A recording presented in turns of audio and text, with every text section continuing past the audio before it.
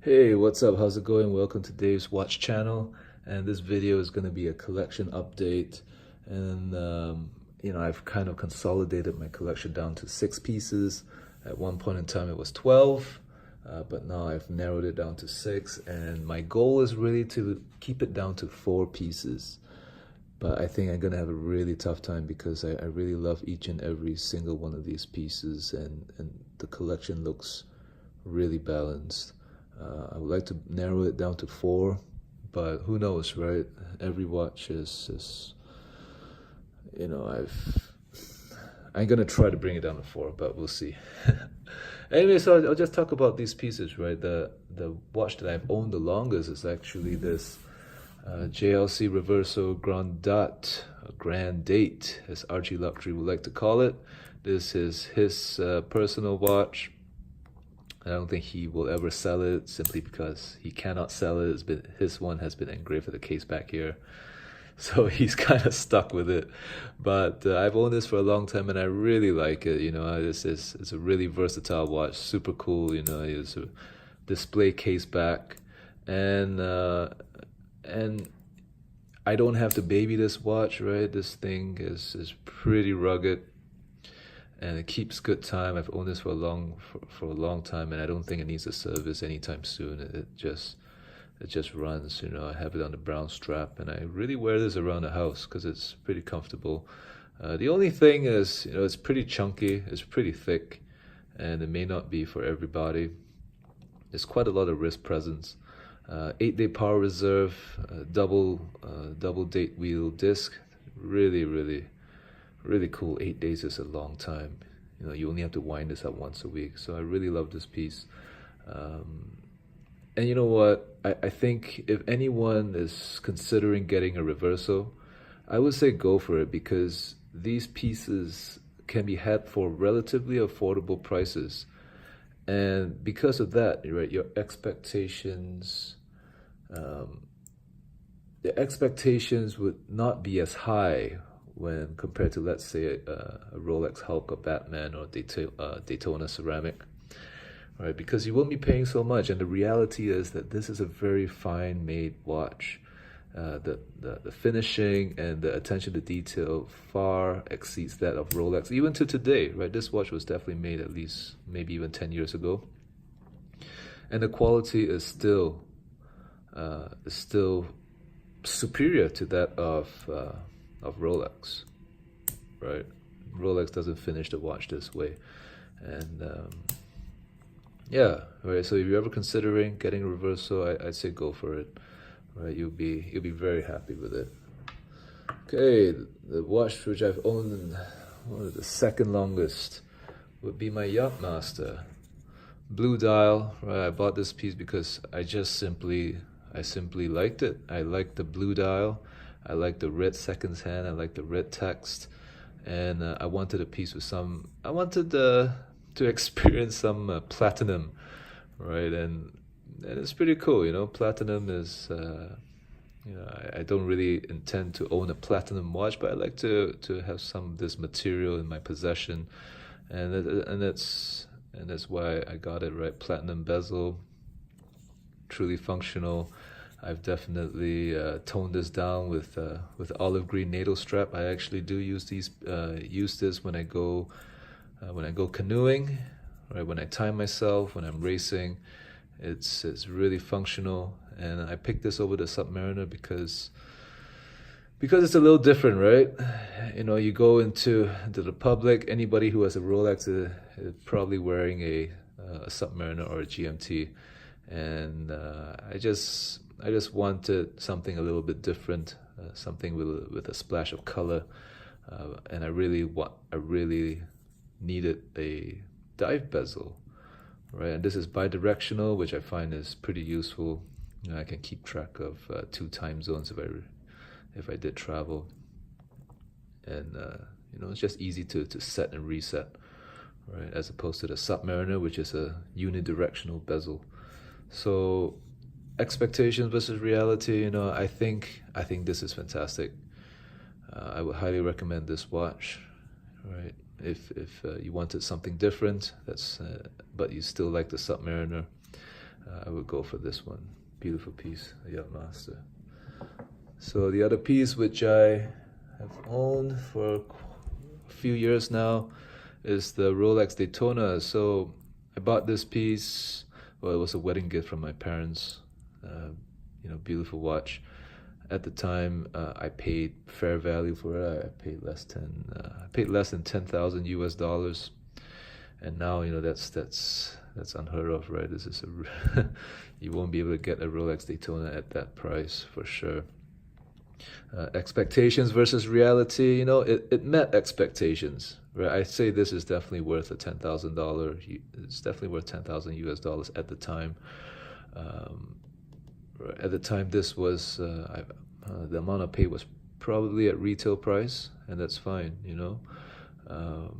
If you were to go out and buy the new ceramic Daytona today, I think if you paid twice that of sticker price, right? Let's say you want a white ceramic Daytona, those are trading for about 23, 24 US dollars, and I think retail is 12, so you're paying double sticker price, and I could never do it because my expectations would be too high based on the reality of the watch, or of what the watch actually is, and that's why I just cannot bring myself to pay that amount for the white ceramic Daytona or the 5711 Nautilus, right? Because I know that I'll be disappointed based on what I paid for it, right?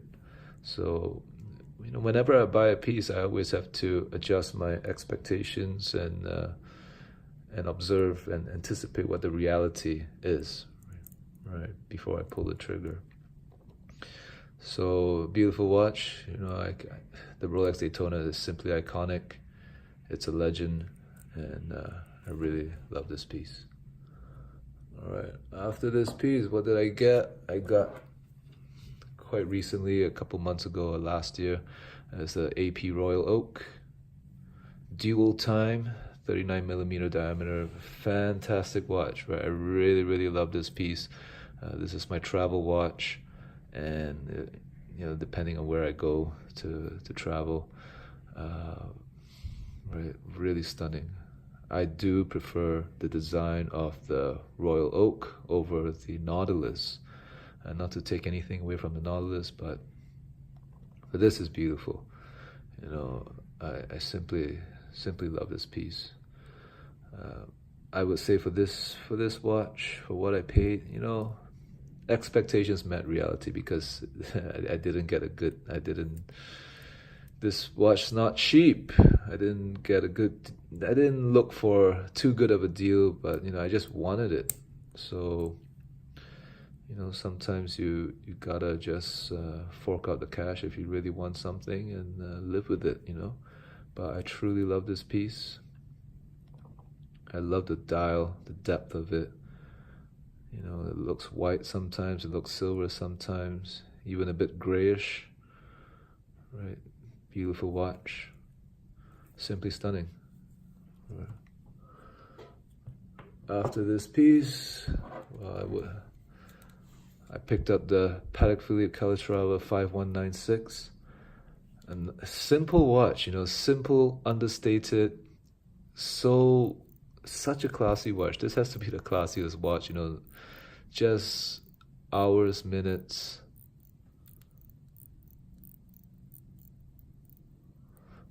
Power reserve, probably about 40 hour power reserve. I haven't really timed it.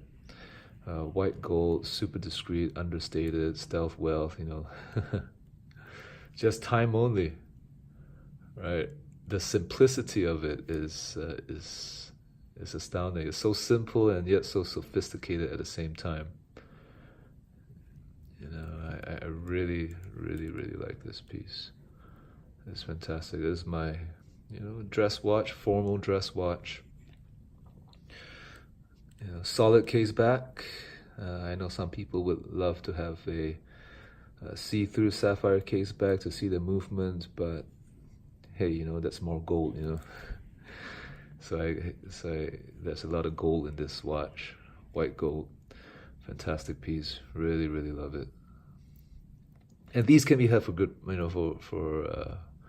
for a pretty good price, right? Because dress watches are really soft at the moment. You can get this way below sticker price, right? So if you're thinking of a dress watch, I think the Patek Philippe Calatrava 5196 is a really good, it's a really good buy on the secondary market, and a really good entry into Patek Philippe as a brand, right?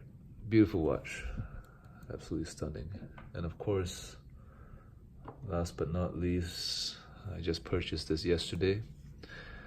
A dream come true. I mean, to be honest, the reasons why I bought this watch is, I guess it's a little bit childish, you know. I already knew that that I liked the Royal Oak more than the Nautilus, but I really wanted to experience ownership of this piece, right, firsthand, and not jump to any conclusions or have any misconceptions of what I think the the Nautilus is. I still prefer the design of the Royal Oak, but this is also a truly stunning piece. You know, it's just preference, right? It's beautiful. You know, I really love this yellow gold Nautilus on a leather strap, which for me is what I want, because this is a lot of money. I would not be doing anything sporty with a Nautilus, right? Even if I had a steel Nautilus, I wouldn't really want to go take it swimming or be rough with it. I would only wear it in a controlled environment, and I think this is the best of both worlds. You know, it's on a leather strap, but they also come on rubber straps. So if I really wanted to, I could at least go take it swimming and stuff. So this is my collection so far. I'm gonna have a hard time parting with 2 pieces because I'm trying to keep just 4. And who knows, maybe I'll just hang on to this for as long as I can until I have to sell. It's a beautiful piece. But I said, you know, it depends on what you pay for it, right? Your expectations versus reality. I got this at a relatively good deal, at under sticker price. This has been discontinued, which I like. Right? You cannot buy this anymore from the boutique, and I'm happy with it based on what I paid for it. The reality is that this is a fine watch, beautiful watch, well made, yellow gold. That's the reality, and my expectation meets it based on what I paid for it. So anyway, just a little insight on how I bought my pieces and how they came to be. You made it this far. Thank you very much for watching. Subscribe. You know what to do. I'm out. Bye.